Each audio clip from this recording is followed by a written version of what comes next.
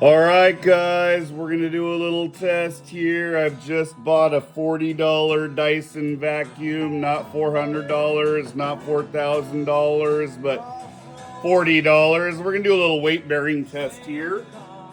First thing we're going to try and pick up is this can of John West tuna chunk style, 185 grams.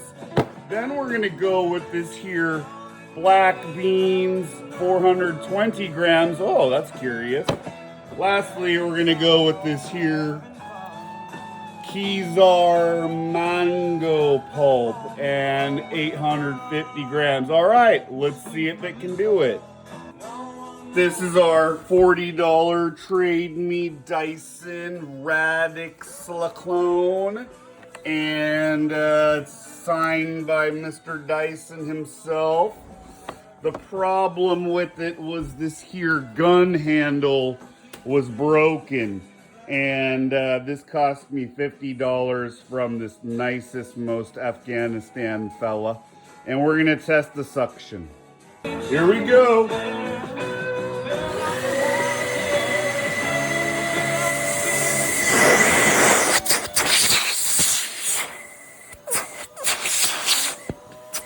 Oh, geez. All right, here it goes. Can this can stay attached?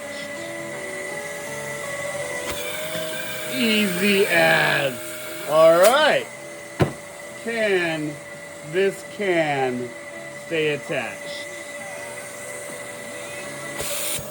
Look at that. Wowzers. And lastly, the huge test. Can this can stay attached? Oh!